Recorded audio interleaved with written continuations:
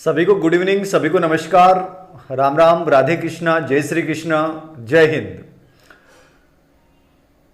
रामनगरी अयोध्या से नमस्कार, लोसल से नमस्कार। आप सभी को बहुत सारा ढेर सारा नमस्कार और खूब सारा आशीर्वाद।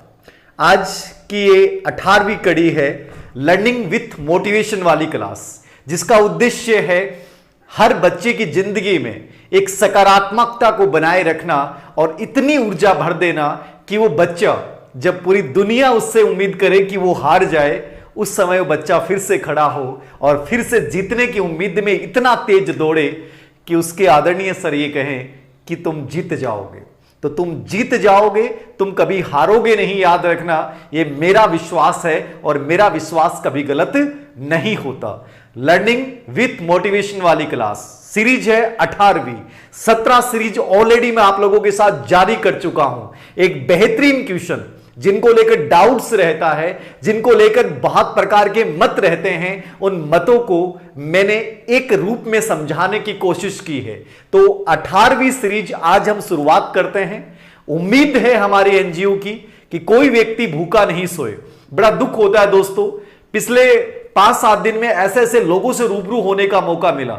मेरा उद्देश्य केवल यही था कि वास्तव में जो जरूरतमंद है उस तक वो मदद पहुंचे। एक पाली का एक ऐसा बच्चा जिसने मुझे ही बेवकूफ बनाने की कोशिश की। 2 बार उसने मेरे से पैसे लिए, किसी की मदद नहीं की, फर्जी उसने बिल बनाया।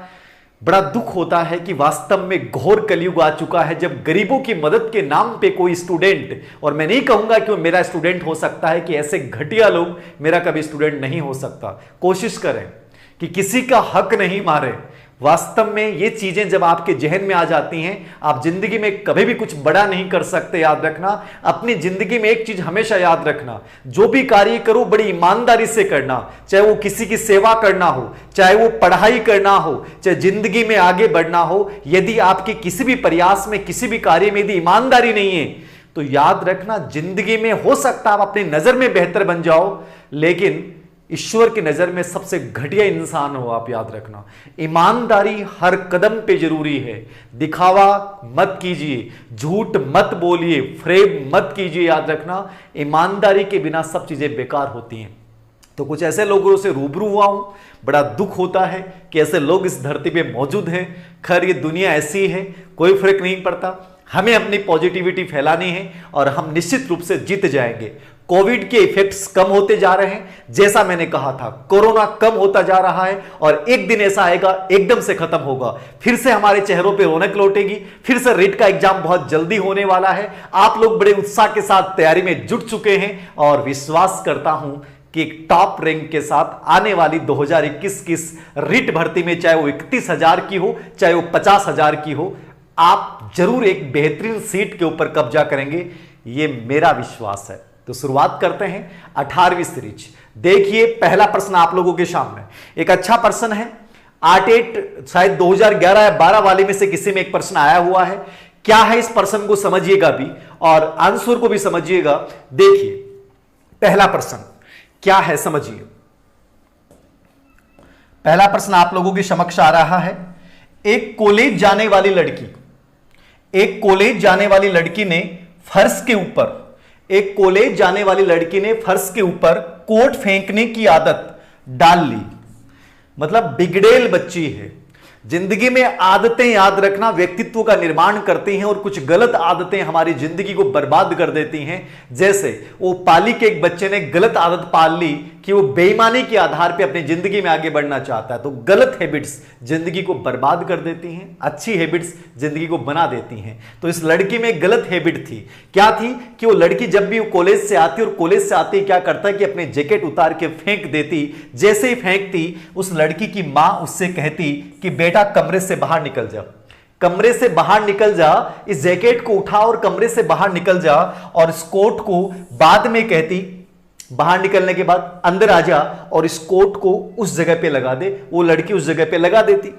लड़की अगली बार जब घर में प्रवेश करती है तो कोट को 2-3 बार वो यूं ही फेंकती है, लेकिन उसकी मां, ये सेंटेंस छोटा बनाया गया है, लेकिन हकीकत ये थी कि उस लड़की ने 3-4 बार ऐसा किया। लेकिन जब उसकी मां ने उसे बार बार टोका तो एक दिन हम देखते हैं कि वो लड़की कोट को हाथ पे रखकर, यानी जो अब अब तक जो उसे फेंक रही थी वो उसे फेंकती नहीं है, वो हाथ में रखकर अलमारी की तरफ जाकर और कोट को खूंटी के ऊपर टांग देती है।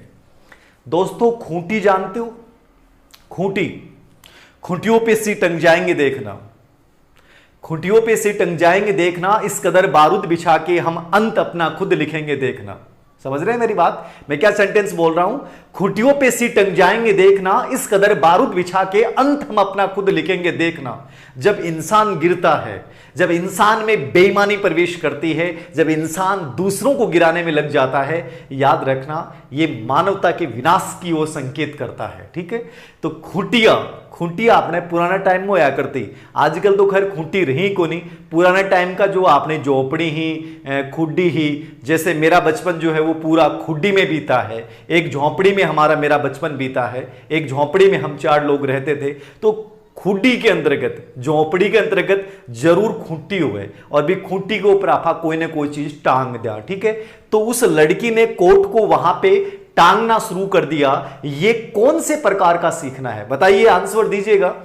ए आंसर, वेरी गुड, बहुत बढ़िया। ए आंसर आ रहा है, डी आंसर आ रहा है, डी आ रहा है, ए आ रहा है, वेरी गुड वेरी गुड।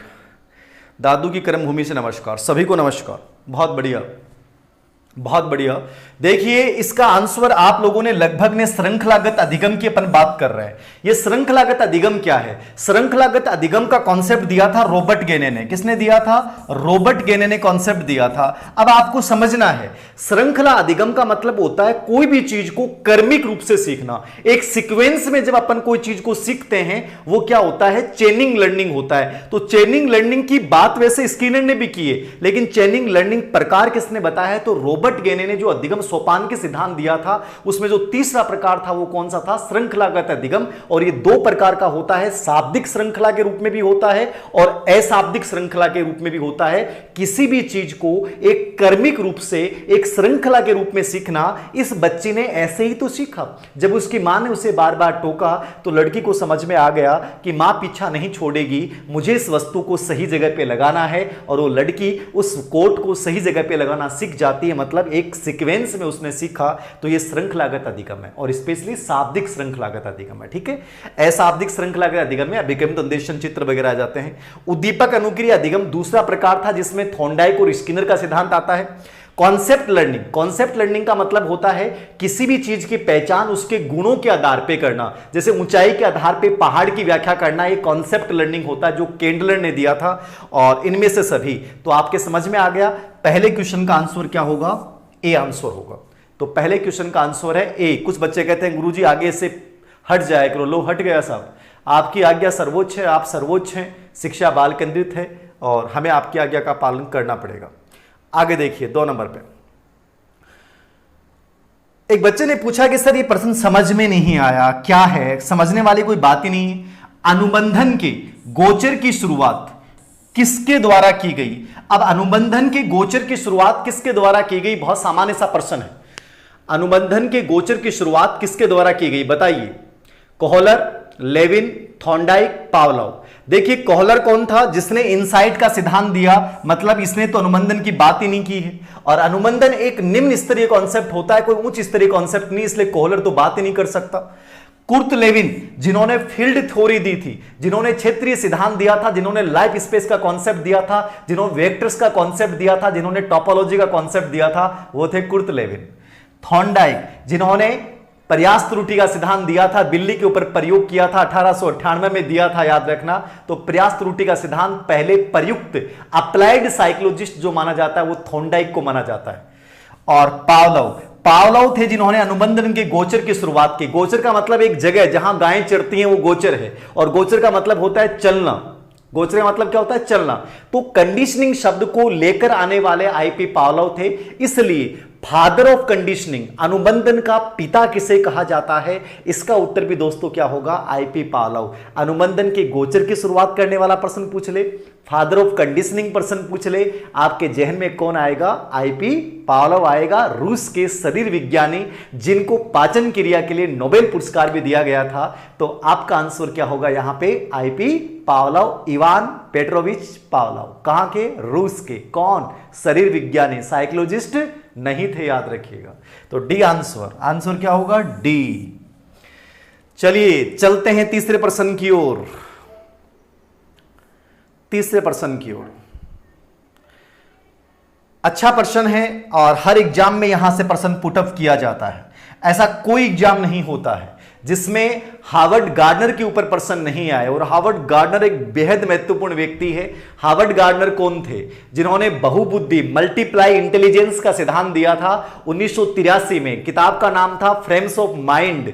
और ये फ्रेम्स ऑफ माइंड किताब में उन्होंने शुरुआत में 7 प्रकार बताए, बाद में 98 में 8वां प्रकार बताया, वर्ष 2000 में इन्होंने 9वां प्रकार जो अस्तित्ववादी बुद्धि वो बताया है। यहां भी लेकर बच्चों में बड़ा कंफ्यूजन है कि कुछ किताबों में 7 हैं, कुछ में 8 हैं, आप 9 की बात करते हैं। निश्चित रूप से मैं 9 की बात करता हूं, 9 ही प्रकार हैं वर्तमान में। यद्यपि कुछ किताबों में यह भी लिखा गया है कि 10वां प्रकार आध्यात्मिक बुद्धि भी इन्होंने बताया है, लेकिन 9 प्रकार आपको जो उत्तर करना है वो 9 प्रकार करना है। ठीक है, तो देखिए बहुबुद्धि सिद्धांत, मैंने कहा मल्टीप्लाई इंटेलिजेंस बेहद महत्वपूर्ण सिद्धांत है रिट के अकॉर्डिंग और हर एग्जाम के अकॉर्डिंग।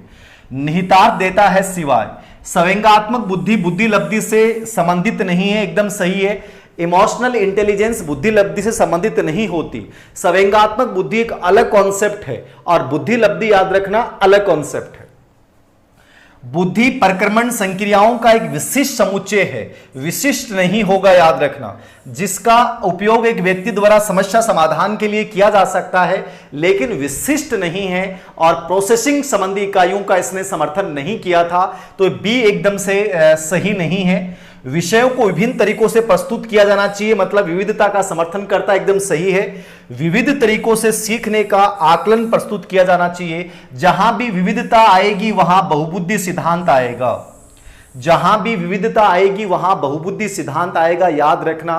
विविधताओं की जहां अपन बात करेंगे वहां हार्वर्ड गार्डनर की मल्टीप्लाई इंटेलिजेंस थ्योरी आएगी ही आएगी। तो विविधता मतलब मल्टीप्लाई इंटेलिजेंस। ठीक है, तो यहां बी ऑप्शन जो है वो सही नहीं है, याद रखना, उन्होंने इसका समर्थन नहीं किया है, तो बी आंसर होगा। आगे देखिए 4 नंबर का प्रश्न क्या है। 4 नंबर का प्रश्न नया प्रश्न हो सकता है, नया प्रश्न हो सकता है, लेकिन ये नया प्रश्न किसके लिए होगा? जिन्होंने अवनी मनोविज्ञान नहीं पढ़ी है उन बच्चों के लिए नया प्रश्न होगा। और मैं ईमानदारी से विश्वास करता हूं कि जिन्होंने अवनी साइकोलॉजी बुक पढ़ रखी है, ऐसा नहीं हो सकता कि उन्हें प्रश्न नहीं आता है। वैसे ये प्रश्न मैंने 2 घंटे पहले अपने अवनी एजुकेशन ऐप पे भी मैंने टेस्ट सीरीज के रूप में डाला था, ताकि बच्चे अपनी रैंक जान सकें।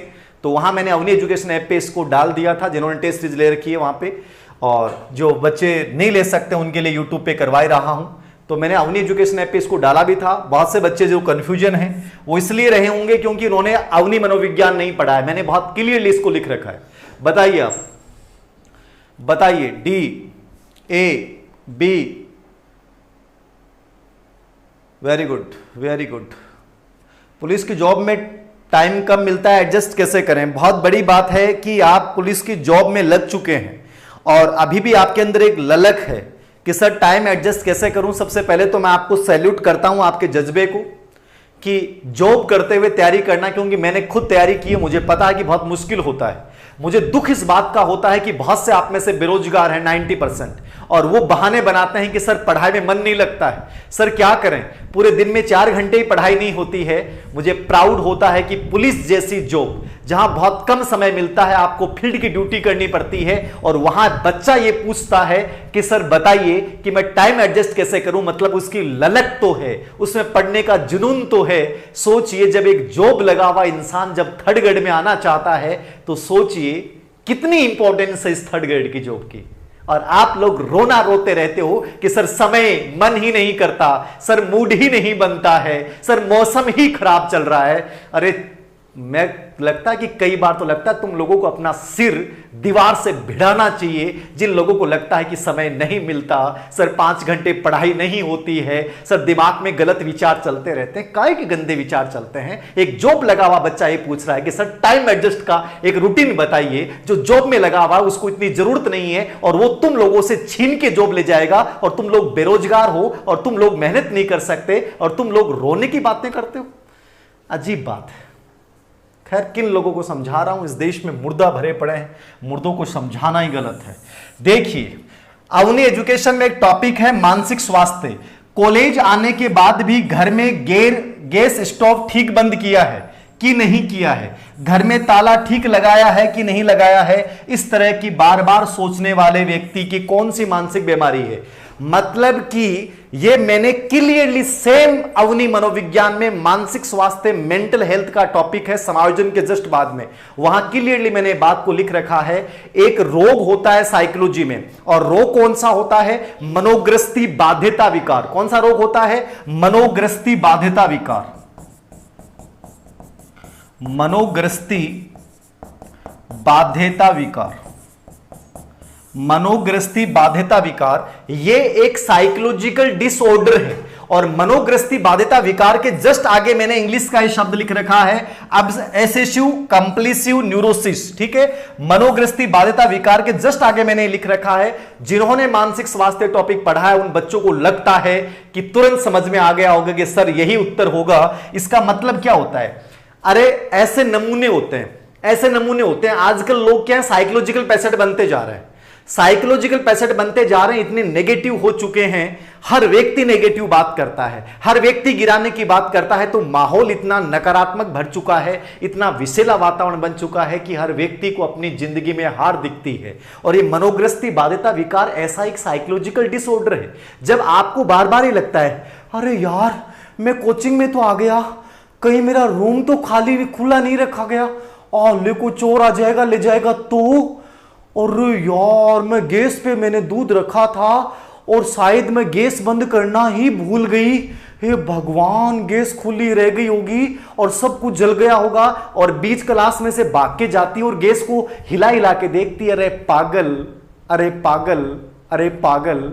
ऐसा थोड़ी होता है, लेकिन उसको लग रहा है। कई हुए नमूना देखो, थारा सागे भी रूम पार्टनर का होगा कि मैं लोक लगा दियो, और लोक लगाने के बाद में भी लोक ने हला देखे, अरे क्या लाके देख रहा है, इसको 50 बार हलाऊंगा, अरे इन छोड़ दे देवता, इन छोड़ दे, लोक लगा दियो, चाबी तेरे कन है तो ये क्यों ही लाग रही है, पटक रही है के, ये कौन सो रोग हुआ है? वो मनोग्रस्ती बाध्यता विकार हुआ है, ए नमूना हुए। अब जहां कोरोना वो काल चल रहे तो ऐ का नमूना मिलेगा, दिन में 50 बार हाथ धो रहे,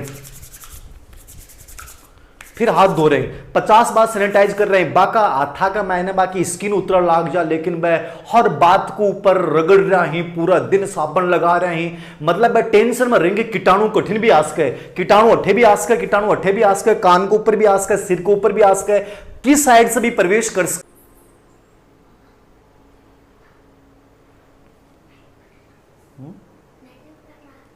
नेट नहीं आ रहा,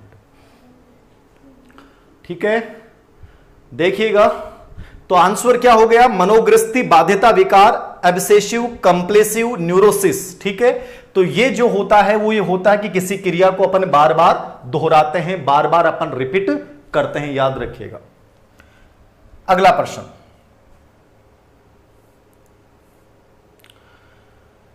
पांचवा प्रश्न आज की टेस्ट सीरीज का आप लोगों के जस्ट सामने है। देखिए क्या कहती है ऑडियंस पोल, जानिएगा।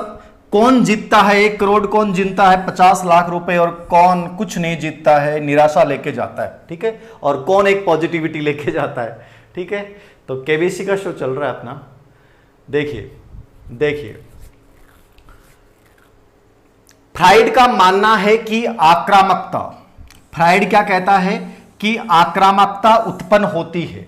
फ्राइड का मानना है कि आक्रामकता उत्पन्न होती है। फ्राइड का क्या मानना है? कुछ बीच में कुछ नेटवर्किंग प्रॉब्लम हो सकती है, कुछ मौसम है ना, तो इस वजह से चलता रहता है बीच में। फ्राइड का मानना है कि आक्रामकता उत्पन्न होती है। तो देखो फ्राइड की अपन बात कर रहे हैं,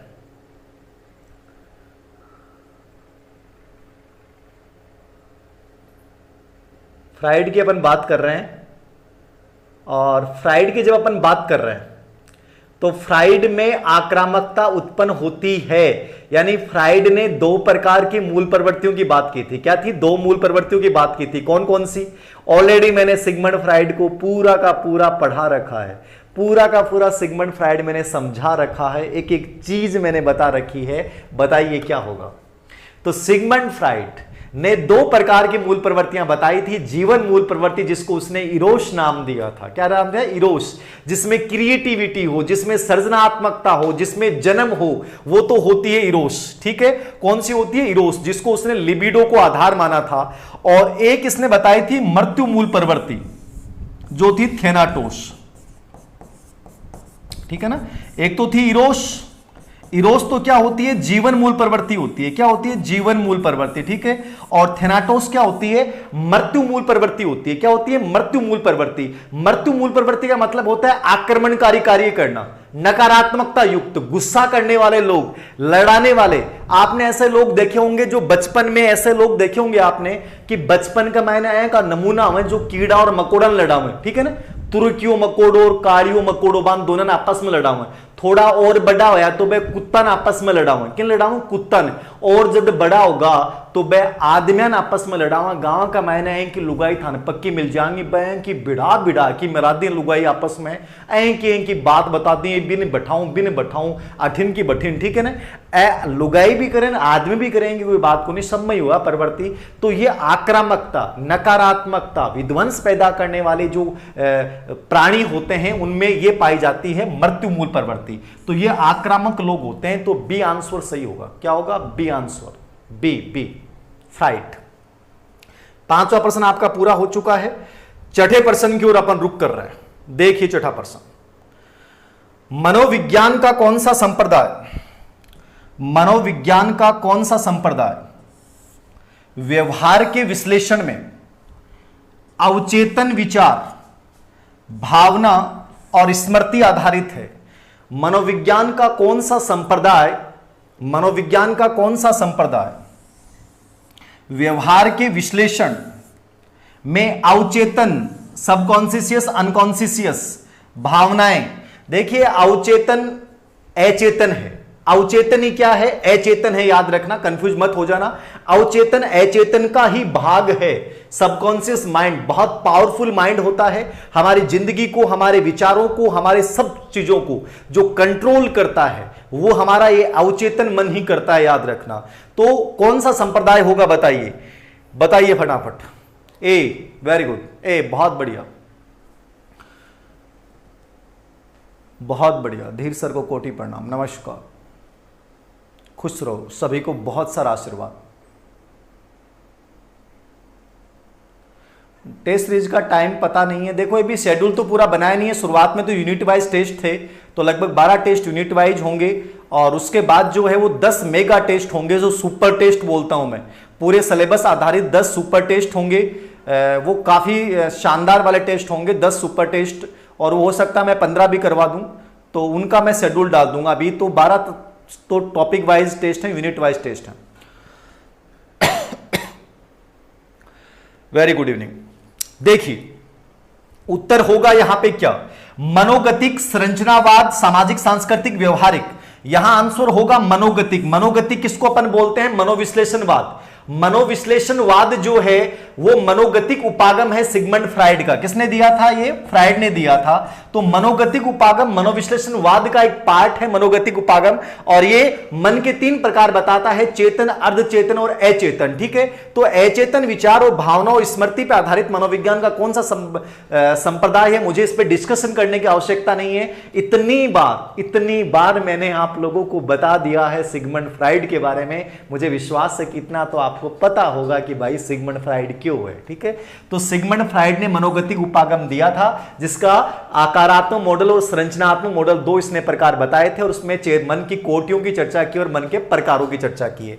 संरचनावाद जो होता है वो विलियम वुंट और टिचेनर ने दिया था। किसने दिया था? विलियम वुंट और टिचेनर ने दिया था। और यह मनोविज्ञान का सबसे पहला और प्राचीन संप्रदाय संरचनावाद था। ठीक है, जिसने मनोविज्ञान को विज्ञान का दर्जा दिलाने में बहुत बड़ा योगदान दिया। जो चेतना को मनोविज्ञान का केंद्र मानता है वो है संरचनावाद, मनोविज्ञान का सबसे पहला और प्राचीन संप्रदाय। सामाजिक सांस्कृतिक वाद में आ जाएगा वाइगोत्स्की, और व्यवहारवाद में जेबी वाटसन। तो ये 4 संप्रदाय हैं, लेकिन यहां प्रश्न के अकॉर्डिंग आंसर क्या होगा? तो पहला आंसर होगा ए, और ए में कौन? सिगमंड फ्राइड, यानी मनोगतिक उपागम। मनोगतिक उपागम मतलब सिगमंड फ्राइड। याद रखिएगा, बेहद महत्वपूर्ण कॉन्सेप्ट है, और पूरा का पूरा फ्राइड मैंने यूट्यूब पे पढ़ा रखा है, आप जरूर देखिएगा उसको। तो चौथा प्रश्न अपना हो चुका है, बढ़ें आगे। अरे कुछ बच्चों ने कह दिया, उससे थोड़ा सा आपने, कई बच्चों ने कल कमेंट किया सर थोड़ा धीरे पढ़ाना। अब क्या करें, कई बार कैसे नमूने होते हैं, उनको लगता है कि सर थोड़ा सा फास्ट। मुझे तो ये पता नहीं चलता मैं किसके अकॉर्डिंग चलूं। कुछ नमूने जो होते हैं उनको लगता है कि हमें तो बस 10 मिनट में पढ़ा दो। अब वो जीनियस होते हैं, वो लोग वो अपने आप को जीनियस मानते हैं। अब अधिकतर बच्चे होते हैं वो नॉर्मल होते हैं, और सिलेक्शन हमेशा नॉर्मल का होता है, जीनियस वीनियस से रह जाते हैं। ये और स्मार्ट बनने की कोशिश करते हैं, वो रह जाते हैं, याद रखना, ठीक है। बच्चा सिलेक्शन लेगा नॉर्मल बच्चा ही, याद रखना हमेशा। जब मैं नॉर्मल हूं, मैं बन सकता हूं, तो नॉर्मल ही बच्चा बनेगा, याद रखना। ये जीनियस वीनियस रह जाते हैं, टेंशन में जल्दी आ जाते हैं और कॉन्फिडेंस में रहते हैं, याद रखना। तो मस्त रहा करो, यदि आप नॉर्मल हो तो बेटर हो, कोई टेंशन नहीं लेनी। जीनियस वीनियस घूमते फिरेंगे, बिड़ते फिरेंगे, याद रखना। अपने को तो मस्त तरीके से पढ़ना है, आनंद लेते हुए पढ़ना है, एंजॉय करते हुए पढ़ना है। मैं हमेशा एक ही चीज बोलता हूं, आनंद लो, एंजॉय लो, मजा आना चाहिए, बस सीधी सी बात यही है। स्टडी का मतलब ये है कि आनंद के साथ हमें हर चीज को एंजॉय करते हुए पढ़ना है, फिर वो चीज असर करती है, याद रखना। और बोझ मान के करते हैं तो फिर वो मजा नहीं आता वहां पर। अगला प्रश्न, ये आपकी आर्टेट 2018 में शायद आया था, और इसको लेकर बच्चों में कंफ्यूजन ये था सर कि हमें समझ में नहीं आया। निम्नलिखित में से कौन सी दृष्टिबाधित विद्यार्थियों के लिए उपयोग में ली जाने वाली सहायक सामग्री नहीं है? दृष्टिबाधित बच्चों के लिए, दृष्टिबाधित बच्चों के लिए कौन सी, दृष्टिबाधित बच्चों के लिए कौन सी सहायक सामग्री उपयुक्त नहीं है, बताएंगे आप? दृष्टिबाधित बच्चों के लिए कौन सी सहायक सामग्री उपयुक्त नहीं है, बता दें। सर आपकी आवाज ही प्रेरणा दे देती है, बहुत बढ़िया। मेरी आवाज प्रेरणा दे देती है, ये बहुत बड़ी बात है। सर आपका चेहरा प्रेरणा देता है, बहुत बढ़िया बात है। सर नागौर आओ, जरूर आएंगे, नागौर भी आएंगे, सब जगह आएंगे। एकलव्य बन जाओ ना, एकलव्य। मैं तो ये चाहता हूं कि मेरा हर विद्यार्थी एकलव्य बन जाए, मजा आ जाएगा। मैं ईश्वर को धन्यवाद दूंगा कि मेरे से जुड़ा हुआ हर स्टूडेंट एकलव्य की सी फीलिंग रखता है, मेरे से जुड़ा हुआ हर स्टूडेंट अर्जुन की सी नजर रखता है, मेरे से जुड़ा हुआ हर स्टूडेंट, मेरे से जुड़ा हुआ हर स्टूडेंट त्याग और समर्पण का भाव रखता है। बस मेरी और कोई ख्वाहिश नहीं है, यही ख्वाहिश है कि मेरे से जुड़ा हुआ हर स्टूडेंट बहुत जिंदगी में बहुत आगे जाए, वो जीते, सिर्फ हार उसकी जिंदगी में हो ही नहीं, याद रखना। यस, देखिए, दृष्टिबाधित विद्यार्थी, अंधे बच्चे, चक्षु विकलांग बच्चे बड़े प्रिंट की किताबों का यूज करेंगे ताकि उनको बच्चे आराम से देख सके। जो आंशिक दृष्टि विकलांग बच्चे हैं वो बड़े आकार की प्रिंट की किताबें होंगी, उनको देखने में आसानी रहेगी, तो ये सही है। विशालक कंप्यूटरीकृत किताबें, ठीक है। मैंने आपको एक यंत्र बोला होगा, स्पीच प्लस कैलकुलेटर की हमने बात की थी, ऑप्टोकॉन की बात की थी, मतलब बोलता कंप्यूटर। तो विशाल कंप्यूटरीकृत किताबें जो कंप्यूटर अनुवाद उनका करता रहे, बोलता रहे, तो वो भी इन बच्चों के लिए उपयोगी होती हैं। वाणी संश्लेषक, वाणी संश्लेषक होता है कृत्रिम रूप से वाणी उत्पन्न करने वाला यंत्र। तो कृत्रिम रूप से वाणी कौन उत्पन्न करता है? कंप्यूटर करता है। कृत्रिम रूप से वाणी उत्पन्न करने वाला यंत्र कौन सा है? वाणी संश्लेषक। वाणी संश्लेषक का प्रयोग जो अपने हॉकिंस थे वो बहुत ज्यादा उन्होंने प्रयोग किया था, याद रखना, ठीक है। तो वाणी संश्लेषक भी दृष्टिबाधित बच्चों के लिए होता है, कृत्रिम रूप से ध्वनि पैदा करने वाला, जिसमें स्पेशली कंप्यूटर का अपन प्रयोग करते हैं, तो यह भी उपयोगी होता है। पाठ्य पुस्तक की अनुपूरक, जो पहली आंसर की आई थी उसमें आंसर जो माना गया था, पहली जो आंसर की आई थी उसमें जो आंसर माना गया था वो डी माना गया था, ठीक है। क्या माना गया था? डी। लेकिन जब सेकंड आंसर की आई तो उसमें इसको स्टार दे दिया गया। क्या दे दिया गया? स्टार। क्या दिया गया? स्टार। देख रहे हैं, बड़े प्रिंट की किताबें, बड़े प्रिंट की किताबें होंगी, विशालक कंप्यूटरीकृत किताबें होंगी कि जो कंप्यूटर में रिकॉर्डेड होंगी, कंप्यूटर उनको बोल बोल के सुनाएगा। वाणी संश्लेषक, वाणी संश्लेषक मतलब कृत्रिम रूप से ध्वनि पैदा करने वाला कोई भी यंत्र हो सकता है, इसको अपन वाणी संश्लेषक बोलते हैं। और पाठ्य पुस्तक का अनुपूरक, तो अनुपूरक का मतलब होता है मान लो कोई किताब में कमी रह गई, कोई भी किताब में कमी रह गई, मान लो कि कोई गलती रहेगी, त्रुटि रहेगी, कोई किताब में कमी हो गई, तो फिर अपन उसकी एक सब पुस्तक निकालते हैं, उसको बोलते हैं पूरक पुस्तकें। तो ये भी दृष्टिबाधित बच्चों के लिए उपयोगी होते हैं, क्योंकि उस किताब की कमी को दूर करती हैं, त्रुटि को दूर करती हैं। तो अनुपूरक पुस्तकें ऐसा नहीं है कि दृष्टिबाधित बच्चों के लिए उपयोगी नहीं होंगी, इनके लिए भी उपयोगी होंगी। तो पहले आंसर की में जो उत्तर माना गया वो डी माना गया था, लेकिन बाद में इस प्रश्न का स्टार बोनस घोषित कर दिया गया। मतलब कहने का मतलब था ये तीन तो उपयोगी हैं ही, लेकिन आप ये नहीं कह सकते कि पाठ्य पुस्तक की जो अनुपूरक है, यानी जो उस मूल पाठ्य पुस्तक की जो कमी को पूरा करने के लिए जो दोबारा पूरक पुस्तक बनाई गई है, वो उसकी कमी को पूरा करने के लिए बनाई गई है, तो वो भी उपयोगी होगी। क्या होगी? उपयोगी होगी। तो डी भी सही है, इसलिए इस प्रश्न का आंसर क्या हो गया? ये हो गया। तो ये प्रश्न बहुत बार आ रहा है और मैंने एक टेबल बना रखी है। मैंने क्या बना रखी है? टेबल।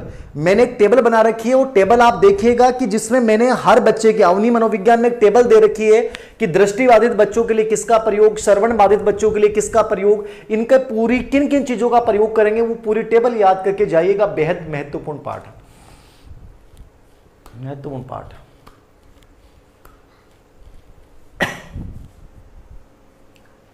पानी लेके आओ।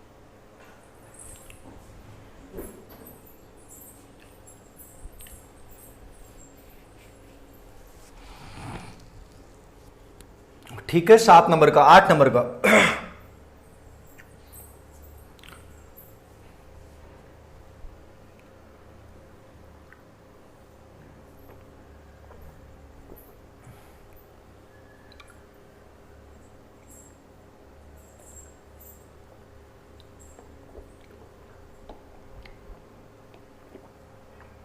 Thank you.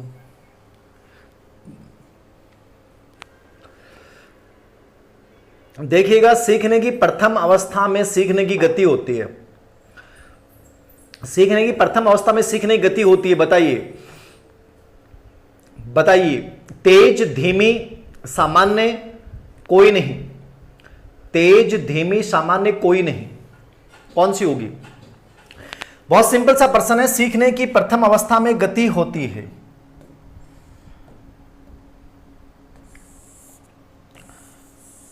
अब प्रथम अवस्था होगी मतलब जन्म के बाद का समय जो है वो एक प्रकार से प्रथम अवस्था मान लिया गया है सीखने के हिसाब से।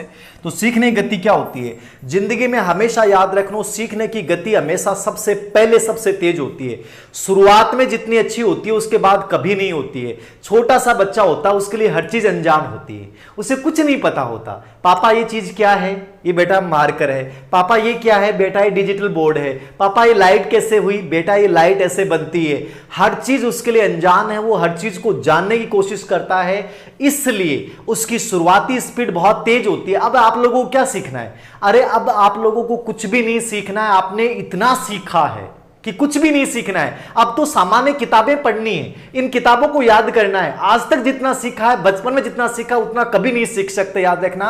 लेकिन फिर भी तुम लोग रोने लग जाते हो कि सर मोटी किताब है, गुरुजी याद को नहीं हुआ है, गुरुजी इतनी मोटी किताब है याद को नहीं हुआ, गुरुजी भूल जावा, गुरुजी मेरे कुछ भी याद को नहीं हुआ। यहाँ रोबो करो, रोण के अलावा थाकन कोई बात को नहीं। मन कई बार तो मतलब गुस्सो आवा है कि यार तो इंसान है कि हर बात के ऊपर वो याद को नहीं हुआ, याद को नहीं हुआ, याद को नहीं हुआ, याद को नहीं हुआ थारे, याद को नहीं हुआ, याद को नहीं हुआ। हर चीज के मायने मतलब रोनो ही रोनो, याद को नहीं हुआ। ऐसी कोई चीज होती जो याद नहीं हो सकती? आदमी चाहे वो चीज नहीं हो सकती, ऐसी दुनिया में कोई चीज नहीं बनी है। ऐसी ना किताब बनी है, ऐसा कोई कॉन्सेप्ट नहीं बना है, ऐसा दुनिया में कोई एग्जाम नहीं बना है कि इंसान चाहे और वो नहीं हो सकता। ऐसा दुनिया में कोई चीज नहीं बनी है, याद रखना। हर चीज इंसान कर सकता है, हर चीज कर सकता है। बस जिस दिन इंसान रोना छोड़ दे और खड़ा होना शुरू कर देना और दौड़ना शुरू कर दे, मजा बन जाए, जिंदगी का मजा आ जाए। लेकिन कोई फर्क नहीं पड़ता, मुर्दों को जगा रहा हूं, देखता हूं कितना जगा पाता हूं। धीमी, सामान्य, कोई नहीं, उत्तर होगा तेज। गेसेल, गेसेल एक साइकोलॉजिस्ट हुए, उन्होंने कहा कि बच्चा प्रथम 6 वर्षों में इतना सीख लेता है कि बाद के 12 वर्षों में भी नहीं सीख पाता है। ठीक है ना? किसमें नहीं सीख पाता है? 12 वर्षों में भी।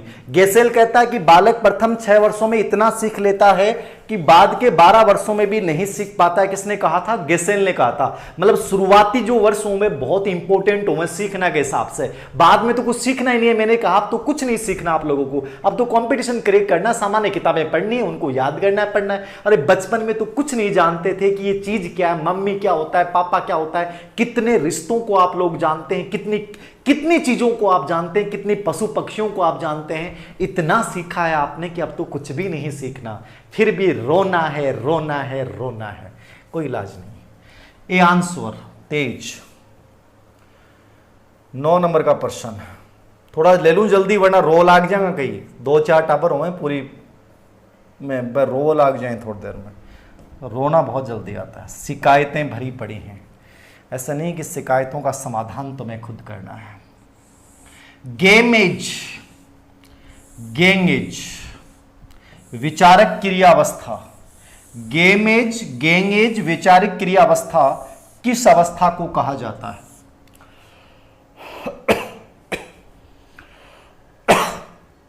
बताएं। गेमेज, गेंगेज, विचारक क्रियावस्था किस अवस्था को कहा जाता है? गेमेज, गेंगेज और विचारक क्रियावस्था किस अवस्था को कहा जाता है? गेमेज, गेंगेज और विचारक क्रियावस्था बताओ। गेमेज, गेंगेज और विचारक क्रियावस्था किसको कहा जाता है? बोलो, बताओ भाई, बताओ। B, very good, B, very good, very good, very good, very good. B, B, B, B, बहुत बढ़िया। देखिए बाल्यावस्था को अपन कहेंगे, गेमेज मतलब खेल की आयु। बच्चा सबसे अधिक खेलता बाल्यावस्था में। वैसे खेलना शुरू कर देगा बच्चा 3 साल से, 2 साल का बच्चा भी खेलता है, लेकिन जो खेलने की गजब की फीलिंग्स होती है, स्कूल से आते ही छुट्टी से बैग रखा और दोस्तों के बीच खेल रहा है। हमने तो खेला है। आजकल का बच्चा तो वो भी नहीं खेलता, बेचारे को बांध के रखा जाता है। ये ट्यूशन क्लास, तेरी वो क्लास, वो फलाना क्लास, आज वो हो रहा है, वो हो रहा है। कोई गेम्स नहीं है, बच्चा बंधा पड़ा है। अनावश्यक प्रोटोकॉल्स में पता नहीं कितने प्रोटोकॉल्स हमने उन बच्चों पे थोप दिए हैं। तो शायद आजकल के बच्चे में तो अपन नहीं कह सकते गेमेज, लेकिन अपने टाइम में जरूर गेमेज थी। गेंगेज, बच्चा ग्रुप बना लेगो, टाबरा को ग्रुप बना लेगो। आपका मोहल्ला का टाबर मैंने तो बनाया था, और भी ग्रुप को नेता भी हूं मैं, और भाई ग्रुप पर टाबरा ने कहता तो कि इस हिसाब से काम करना, वही गेम खेलेंगे। बट टाबर कहता ग्रुप तू खगो वो ही खेलेगा यार। मेरी बड़ा बात मानता, क्यों मानता पता को नहीं, जिस टाइम तो पर्सनैलिटी भी इतनी प्रभावी को नहीं, लेकिन बड़ा मानता टाबर। तुम ग्रुप बना के रखते थे, ठीक है ना, कि इस समय खेलना है, वहां जाना है, मिट्टी में खेलना है, और पूरे धूप में खेलते थे, जून की दोपहरी में खेलते थे। कभी कुछ नहीं हुआ, पता नहीं कितनी बार गिरे, कट गए, यहां फूट गए, वहां फूट गए, कुछ नहीं हुआ ना। कभी टिटनेस का वो लगाया, कुछ नहीं लगाया, मस्त रहते थे। वही बचपन था वही गांव थे। आजकल तो बच्चों के छोटी सी बात को लेकर इंफेक्शन हो जाता है। तो गेंगेज अपना ग्रुप बनाएगा और ग्रुप के अन्य बच्चों के ऊपर लीडरशिप करेगा। देख लो टिंगरो, इस हिसाब से रहियो, नहीं तो देख लियो कुटांगा, ठीक है ना। तो बड़ा मजे वाला बचपन जिया है। विचारिक क्रियावस्था, बच्चा यहां मूर्त रूप से विचार करना शुरू कर देगा। वैचारिक क्रियावस्था, इसको किसने कहा था? जीन पियाजे ने। तीनों प्रश्न एग्जाम में आए हुए, गेमेज, गेंगेज और विचार क्रियावस्था किसको कहा जाता है? बाल्यावस्था। किसको कहा जाता है? बाल्यावस्था को। तो बी आंसर सही, बी। अगला प्रश्न 10 नंबर का देखिए, 10 नंबर का प्रश्न, सही कथन का चयन कीजिए। इनमें से सही कथन कौन सा है? सही कथन का चयन कीजिए साहब, बताइए, बताइए। वेरी गुड, बहुत बढ़िया, शानदार, बहुत सारा आशीर्वाद, बहुत सारा। गुल्ली डंडा, रहा वो जिंदगी वही थी। जिंदगी में वो बचपन कभी लौट के नहीं आएगा। जिंदगी में हर चीज हासिल कर लोगे, लेकिन वो कभी नहीं आएगा। मैं हमेशा कहता हूं कि अपने बच्चों को बचपन जरूर जीने देना, उन पे थोपना मत अपनी महत्वाकांक्षाओं को, वो अपने आप बन जाएंगे। जिंदगी में बनना अचीवमेंट लेवल पे डिपेंड करता है, वो कभी भी बच्चे में डेवलप किया जा सकता है, लेकिन बच्चे को दबाना और बच्चे को थोपना, बच्चे पे प्रतिबंध लगाना, ये बच्चे की वास्तविक प्रतिभा को खत्म कर देता है। हमें कुछ नहीं आता था, 10वीं तक नॉर्मल थे, लेकिन बाद में झंडे गाड़ दिए साहब। झंडे कब भी गाड़ दे जब आदमी खड़े हो जा रही मत और जुनून के सागे, तो कद भी गाड़े जा सके लिए, कदे भी टेंशन नहीं लेनी। बच्चा ने मस्त तरीके से खेलना देना ही, तनाव नहीं लेना है, कभी नहीं लेना है, मस्त रहना। याद रखना, जिंदगी में हर चीज मिल जाएगी। मस्ती के साथ बच्चों को उनका बचपन जीने दो। वो कागज की कश्ती, वो बारिश का पानी, मुझको लौटा दो मेरे बचपन की कहानी। वो कहानी बहुत मस्त होती है सर। Very good. हाँ, ग्रां कूट कूट के लाती भाई, ऐसा काम हो रहा है भाई महाराज। सब सृजनशील व्यक्तियों में उच्च स्तरीय बुद्धिमत्ता होती है, गलत बात है। सभी सृजनशील व्यक्तियों में उच्च स्तरीय बुद्धिमत्ता हो यह आवश्यक नहीं है, गलत है। सभी बुद्धिमान व्यक्ति सृजनशील होते हैं, गलत बात है। कोई जरूरी नहीं है। बुद्धिमान व्यक्ति सृजनशील हो सकता है, लेकिन यह अनिवार्य नहीं है कि प्रत्येक बुद्धिमान व्यक्ति सृजनशील होगा, तो यह भी गलत है। उच्च बुद्धिमत्ता वाले व्यक्ति में उच्च सृजनशीलता होती है, कोई जरूरी नहीं है, हो सकता है। जैसे रेंजुली का जो मत है, रेंजुली का जो मत था, उसने कहा था कि प्रतिभाशाली बच्चों में उच्च सृजनात्मकता होती है। वो उसका व्यक्तिगत मत था, लेकिन उच्च बुद्धिमत्ता वाले व्यक्ति में उच्च सृजनात्मकता आवश्यक नहीं है, वो सृजनात्मक निम्न रूप से भी हो सकते हैं। उच्च सृजनशील व्यक्ति में अधिकांशतः है उच्च स्तरीय बुद्धिमत्ता होती है, यह सही हो सकता है, क्योंकि इसमें शब्द क्या लिखा हुआ है, अधिकांशतः। लैंग्वेज पहचानो, साइकोलॉजी पूरी भाषा को गेम है, पूरा भाषा को गेम है। भाषा समझ में आ गई तो प्रश्न आराम से कर दोगा, और भाषा समझ में नहीं आई तो उलझ के रह जाओगा, याद रखियो। तो आराम से रिलैक्स मूड में बड़े प्यार से प्रश्न पढ़ना है। प्रश्न ने पढ़ता ही भी क्या पढ़ती, प्यार की फीलिंग्स ले आओ, ठीक है। कौन सी फीलिंग्स लेके आओ रे, प्यार की फीलिंग्स ले आओ। अर्थ है अधिकतर के करो एग्जाम में जाओ जना प्रश्न ई साबू देखो सोतन की नजराऊं, कौन सी नजराऊं देखो, सोतन की नजराऊं देखो, और बैठे थारो एटीट्यूड नेगेटिव हो जा, और वो प्रश्न थारो गलत हो जा। तो प्रश्न के प्रति हमेशा कौन सो नजरिए लाओ, प्रेम को नजरियो अपनाओ। प्रश्न पढ़ता ही भी से प्रेम करो, प्रश्न कदे था धोखो कौन देगो, याद रखो। प्रेमिका देश का, लेकिन ये प्रश्न जो प्रश्न का वाला प्रेम है वो कभी धोखा नहीं देगा। बहुत सिंपल सा कॉन्सेप्ट है, क्योंकि नजरिया पॉजिटिव बन गया, और नजरिया पॉजिटिव बन गया बहुत बेटर कर जाओगे। ये रहस्य वाली बात बताइए, किसी और को मत बताना, अपने तक रखना, ठीक है ना। उच्च सृजनशील व्यक्ति में अधिकांशतः उच्च स्तरीय, तो अधिकांशतः हो सकती है। अधिकांशतः कहा, इसने अनिवार्य शब्द नहीं कहा, इसलिए डी आंसर सही है। क्या है, डी। डी बहुत बढ़िया, वेरी गुड। अरे साइड में तो थे, मन कर रखे हो भाई, अरे साइड में ही हूं मैं, तो थारा आगे आने की मेरी तो हिम्मत ही को नहीं है भाई। थे तो देख लो साइड में हो रहे हो, मैं तो डर लगा थारो, कह रो बैठाऊं थे फ्री फायर कर दो बेरो को नहीं थारो, जगह मन बेकू बना सके टाबर आजकल का ना, के भरोसा थारो। 11 नंबर का प्रश्न बहुत अच्छा प्रश्न है, आपके रीट 18 में आया था, पीटीआई एग्जाम में आया हुआ है। सृजनात्मक चिंतन के लिए टॉरेंस परीक्षण, टॉरेंस परीक्षण बहुत इंपॉर्टेंट माना जाता है। इसको बोलते हैं टीटीसीटी परीक्षण। टॉरेंस टेस्ट को अपन क्या बोलते हैं, टीटीसीटी, ठीक है। टॉरेंस टेस्ट को अपन क्या बोलते हैं, टीटीसीटी परीक्षण। टीटीसीटी क्या था, Torrance test of creative thinking. Torrance test of creative thinking, TTCT परीक्षण जो टॉरेंस ने बनाया था क्रिएटिविटी के मापन के लिए। तो टॉरेंस परीक्षण किसने बनाया था, टॉरेंस जो परीक्षण है वो किसने बनाया था, तो मिनीसोटा टॉरेंस जो है, टॉरेंस को सृजनात्मकता मापन का जनक माना जाता है। टीटीसीटी परीक्षण इसको बोला जाता है। 1966 में इसने बनाया था, और इसमें कितने टेस्ट थे, हर चीज अवनी मनोविज्ञान में लिख रखी है, हर चीज मिल जाएगी आपको। और कोई नई चीजें हैं वो नई वाली किताब आएगी, उसमें कंप्लीट हर चीज और डाल दूंगा, ठीक है। तो और बताओ, बाकी इन डाउटफुल क्वेश्चन सीरीज में बहुत सारे हो जाएंगे, और अब आगे से जब डाउटफुल सीजन रहेंगे तो ऐप के ऊपर इनको मैं वैसे भी डालूंगा, ताकि जो बच्चों ने टेस्ट सीरीज ले रखे उनको फायदा भी हो जाए, वो भी अपनी रैंक जान सकें। बाकी फ्री वाले बच्चे इस पे देखते रहें। आंसर क्या होगा, 6 शाब्दिक और 3 अशाब्दिक परीक्षण होते हैं। टॉरेंस टेस्ट जो सृजनात्मकता का सबसे महत्वपूर्ण परीक्षण है, इसमें 6 तो शाब्दिक टेस्ट होंगे और 3 अशाब्दिक टेस्ट होंगे। पीटीआई सेकंड ग्रेड एग्जाम में ऐड वो परीक्षण है, तो ये उत्तर यो ही करना था, यही उत्तर करके आना है। और ये 4 से 8 वर्ष के बच्चों के लिए होता है। कितने वर्ष के बच्चों के लिए होता है, 4 से 8 वर्ष के बच्चों के लिए। अपने अवनी मनोविज्ञान में मैंने क्लियरली लिख रखा है, हर चीज को डाल रखा है, आप तो आराम से देखिएगा। तो 6 शाब्दिक और 3 अशाब्दिक परीक्षण, टॉरेंस परीक्षण क्रिएटिविटी का मापन का जनक माना जाता है। क्या माना जाता है इसको, जनक माना जाता है टॉरेंस को।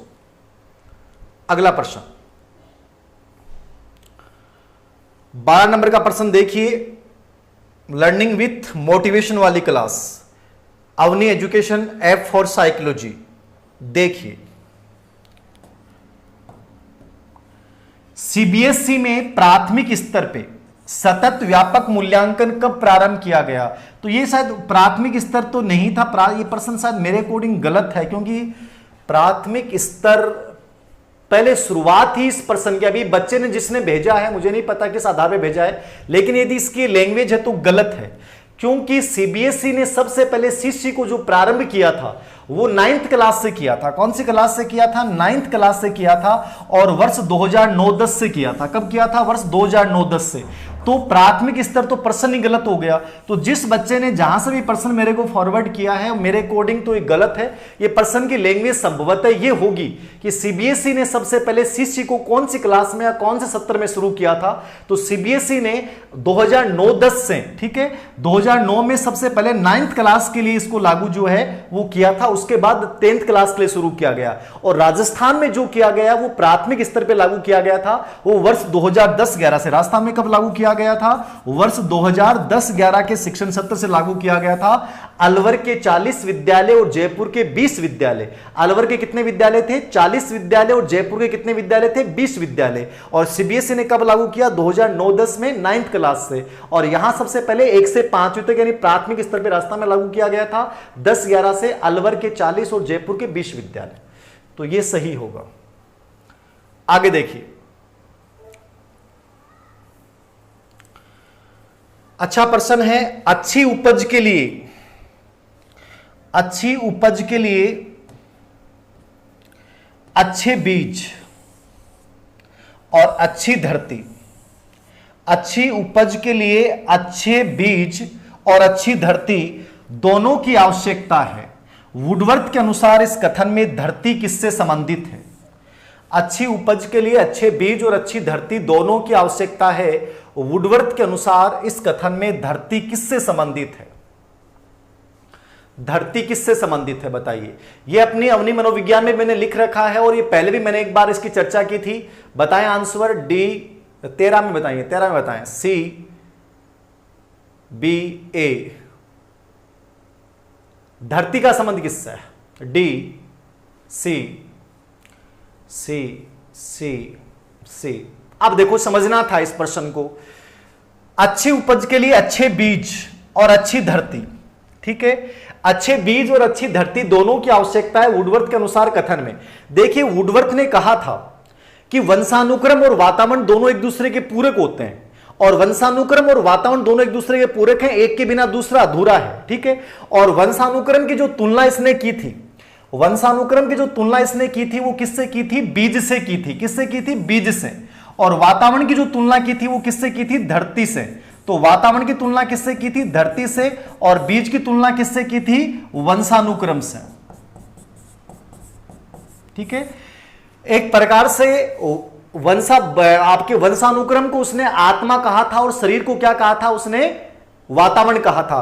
तो यहां धरती शब्द का इस्तेमाल उसने किसके लिए किया था? वातावरण के लिए, क्योंकि इन्वायरमेंट है वो कैसा मिलेगा? बीज तो अच्छा लिया है आप भाई, बीज तो आपने अच्छा, प्रोडक्ट तो अच्छा लिया है, तो प्रोडक्ट बीज तो एक आनुवांशिक चीज है, ठीक है, वो तो वंशानुक्रम हो गया।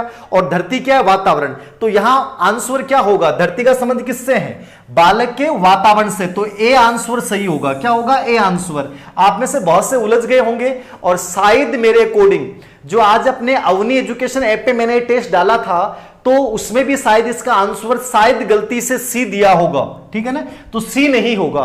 सी आंसर तब हो जाता, जैसे आप में से बहुत सौ ने सी आंसर दिया, सी तब हो जाता जब ये पूछता कि इसमें बीज और धरती दोनों का संबंध किससे है? बीज और धरती दोनों का संबंध किससे है? तब तो आंसर क्या हो जाता? दोनों का सी हो जाता, वंशानुक्रम वातावरण। लेकिन यहां यह प्रश्न पूछ रहा है कि इस कथन में धरती किससे संबंधित है, तो केवल धरती पूछ रहा है, और केवल धरती पूछ रहा है, इसका मतलब धरती का संबंध इसने किससे माना था? वातावरण से माना था। और बीज का संबंध किससे माना था? वंशानुक्रम से। तो यहां आंसर क्या हो जाएगा? ए। क्या हो जाएगा? ए। तो जिन्होंने बच्चों ने टेस्ट अवनी एजुकेशन ऐप पे टेस्ट दिया था, वो बच्चे इस प्रश्न को इस प्रकार से समझ लेंगे, ठीक है, कि यदि मान लो कि मेरे ध्यान में नहीं एग्जैक्ट क्या होगा आंसर, लेकिन उस समय क्या पता गलती से हो गया हो, लेकिन आपको ये मानना है, ठीक है ना। बालक के वातावरण से, केवल धरती पूछ रहा है तो वातावरण, और बीज पूछता तो वंशानुक्रम हो जाता, और दोनों पूछता तो दोनों की अंतःक्रिया आ जाती, ठीक है। तो ए आंसर करना है। क्या करना है? A answer. बहुत अच्छा प्रश्न था ये, और बहुत से बच्चे भावनाओं में बह गए, उत्तर गलत दे दिया। 14 नंबर का प्रश्न है आपके सामने, अच्छा प्रश्न है, आया हुआ प्रश्न है, आ सकता है। क्षुधा अतिशयता किससे संबंधित है? बुलिमिया,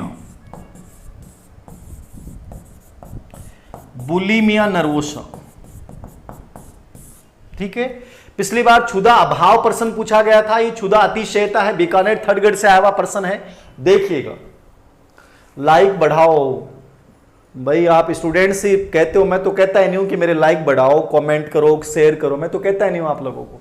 क्या कहें आप समझदार लोग हो, आपको कहने से क्या मतलब है? जो करेगा वो कर देगा, बोझ मान के कोई चीज को करेगा वो अच्छा नहीं करेगा।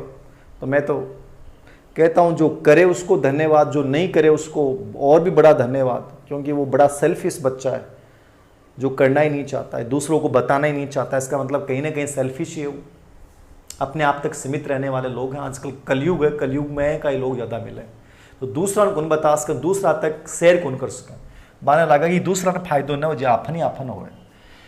बुलिमिया नर्वोसा क्या है? अधिक मात्रा में शराब पीना। अधिक मात्रा में क्या पीना? शराब पीना। शराब, अधिक मात्रा में शराब पीवा बिन क्षुधा अतिशयता कौन बोल रहे? बिन बोल रहे बेवड़ू, बिन के बोल रहे? बेवड़ो बोल रहे। गाँव का मैंने देख लियो, थेकत भी बहुत ज्यादा पीवा है, पूरा दिन गिट है, और पौवा का पौवार बोतल की बोतल गिट जा बिना पानी मिलाया। बिन गांव में एक शब्द बोलो जा कि वो आदमी कह रहा है बेवड़ो है, के है? बेवड़ो। तो याद रखियो, शराब अधिक आ गई मतलब बेवड़ो उत्तर करनो है। तो साइकोलॉजी में आवे कौन को भैया? तो बेवड़ो, फिर भी याद रखियो। अधिक मात्रा में पानी पीना, तो पानी तो कोरोना काल में तो सीख लियो होगो, पानी खूब सारो पीनो है, लेकिन ये पानी पीना कोई विषय, कोई रोग को नहीं हो, तो बढ़िया चीज है। ज्यादा मात्रा में पानी पीवा तो बहुत बढ़िया है। बस प्रॉब्लम एक ही है कि बार बार सुसु करने जानना पड़े, तो वो और भी बढ़िया एक्सरसाइज और हो जाए बाना है। तो आ कोई दोष को नहीं है, रोग को नहीं है, बहुत बढ़िया चीज है, पिया करो। जो भी जय को भी पानी मिल जाए पी लिया करो। तो अधिक मात्रा में भोजन निश्चित रूप से सही है। क्षुधा अतिशयता क्या है? अधिक मात्रा में भोजन, मतलब गिट्टे अत्तू गिट्टे, जब तक पेट का मायने दर्द नहीं हो जा, पेट का मायने आटा नहीं पड़ जा, तब तक गिटबो करे बिना आफा बोला बुलिमिया नर्वोसा। तो ए गिटना का मायने होशियार होवे, अरे कोई के सामने को नहीं खांगा, कोई के सामने को नहीं खांगा, चुपचाप कोना में बैठ कर चूर चूर की मिला मिला आंगड़ियों और गालबो करे, और लास्ट में जाके लगा पेट का दे रहा है देवता, छोड़ दे रहे, छोड़ दे भाई, बहुत हो गया, मेरी हालत खराब हो रही है। जब तक ए छोड़ने को नहीं खानो, मतलब आन वो कौन बेरो वगैरह, कोई खाना की भी लिमिट हुए, लेकिन ए लपेट लपेट लपेट लपेट गेरबो करे, ओ है बुलिमिया नर्वोसा। अब वो दो प्रकार को वह याद रखियो, एक वह पर्जिंग बुलिमिया। कौन सा बुलिमिया? पर्जिंग। पर्जिंग बुलिमिया क्या होता है? पर्जिंग बुलिमिया, ठीक है। पर्जिंग बुलिमिया को मतलब वो है कि मान लो कि खा तो लियो दुनिया भर को, अब गिट तो लियो वो दुनिया भर को, अब गिटे बाद में आदमी सही थोड़ी रहे, हिसाब से खाबो तो सही रहे। अब ज्यादा गिटे बाद में हालत खराब हो जा, जना वो बाद में क्या करे, वो आंगड़ा दे दे पेट का माइनर उल्टा करे बाद में। पहले तो गिट लियो दुनिया भर को और बाद में आंगड़ी दे दे कि वो उल्टी करे, बिन बोला आप पर्जिंग बुलिमिया। ऐगा नमूना था ना मिल जाएगा, ठीक है ना, ऐगा मिल जाएगा। याद रहा कि वो दुनिया भर का बहुत सारा हुआ, आजकल तो नमूना ही नमूना भरा अपने चारों में, ठीक है। तो पर्जिंग बुलिमिया बह हुए जगह पहले तो गिट ले बाद में आंगड़ी दे दे कि काट वो करे, और एक हुए non purging bulimia. Non purging bulimia, non purging bulimia क्यों है? ए आंगड़ी दे की कौन काटे, गिट तो लियो शेर, अब गिट्टे बाद में क्या करें कि बे तो बेचारा आंगली दे की काट ले में तो बोला आदमी हुए, और ए क्या करें बाद में उछलता हांडे, क्या करता हांडे, उछलबो करें, कठिन कटे बीम काटबो करें, या बीम नहीं काटे तो कठिन कटे बे बोतलियां घूमबो करें जोड़ा की तरफ, ठीक है। तो पूरे दिन दोपहरी के महीने दिन में शाम में बोतलियां घूमबो करें, या शौचालय को जाते रहते हैं बार बार, ये होते हैं नॉन पर्जिंग बुलिमिया, ठीक है। तो ए व्यायाम करके एक्सरसाइज करके भी खायडन संतुलित बना ले, भी कोई बैलेंसिंग बना ले, बिन बोला था नॉन पर्जिंग बुलिमिया। और पर्जिंग बुलिमिया कौन सा होता है? जो खाने के बाद उल्टी करके बाहर निकाल देता है। तो ये कौन सा है? क्षुधा अतिशयता, अत्यधिक खाने वाले, ठीक है। अन और डर लगा कि जिंदगी में भरोसों को नहीं, दोबारा मिले नहीं मिले, आपने तो मीटर चेप दो, आपने तो क्या करो रे, चेप दो। और आजकल दुनिया चेपण में विश्वास रखा है, याद रखो पूरी दुनिया चेपण में। एक बींज ईटिंग डिसऑर्डर भी हुए, बींज ईटिंग डिसऑर्डर, बे हुए मोटा मोटा काफी सारा, बे बेचारा खा ले लेकिन बे टेंशन कौन नहीं खाया बाद में, खा लियो तो खा लियो, पेट बढ़े तो बढ़ जान दो भाई, पैंट कमर 32 कमर की आएगी तो 45 कमर की पहन लेंगे, टेंशन क्या लेनी है, तो वो टेंशन नहीं लेते हैं। और 15 नंबर का प्रश्न है भाई, देखिए डाउन सिंड्रोम को ये कहते हैं, डाउन सिंड्रोम को क्या कहते हैं समझ लीजिए, अच्छा प्रश्न है। डाउन सिंड्रोम को ये भी कहते हैं, तो देखो डाउन सिंड्रोम क्या है, डाउन सिंड्रोम कब पैदा होता है, जब 21वें गुणसूत्र में विसंगति से एक गुणसूत्र बढ़ जाता है, जो 21वां अपना गुणसूत्र है उसमें विसंगति होती है, क्रोमोसोम में विसंगति होती है, तो इसको ट्रिजोमी सिंड्रोम, ट्रिजोमी 21 भी बोलते हैं, क्या बोलते हैं, ट्रिजोमी 21 भी इसको बोलते हैं। इसलिए बोलते हैं क्योंकि 21वें गुणसूत्र में विसंगति की वजह से गुणसूत्रों की संख्या बढ़ जाती है, जो दोनों तरफ से 23 आते हैं तो टोटल 46 होते हैं, लेकिन इसमें कितने हो जाते हैं 47, कितने हो जाते हैं 47, तो 47 गुणसूत्र हो जाएंगे। 47 गुणसूत्र जब हो जाते हैं तो क्या होता है साहब, डाउन सिंड्रोम होता है। 47 होते ही क्या हो जाएगा, डाउन सिंड्रोम। कौन सा गुणसूत्र होता है, डाउन सिंड्रोम। तो यहां 21 को ट्रिजोमी 21 भी बोलते हैं, 23 46 हो गए, और यहां 21वें में एक बढ़ गया, बढ़ते क्या हो गए 47 गुणसूत्र। तो डाउन सिंड्रोम जो होता है उनको अपन बोलते हैं मंगोलिश, क्या बोलते हैं, मंगोलिश। मंगोलिश क्यों बोलते हैं, ये 2009 थर्ड ग्रेड में भी आया हुआ प्रश्न है कि मंगोल जैसे दिखते हैं, नाक तो होती है चपटी, गर्दन होती है छोटी, ठीक है, और हाथ पैर होते हैं बड़े बड़े, गर्दन छोटी, नाक चपटी, परतें आंखों की बड़ी बड़ी, ऐसे होते हैं मंगोलिज्म। और थे खुद ने भी कई बार देखोगा रात में, तो है रात आधी नींद में देखोगा था फीलिंग आओगी मंगोलिज्म की, ठीक है ना। तो मंगोलिज्म ऐसे होते हैं, मैंने बता दिया।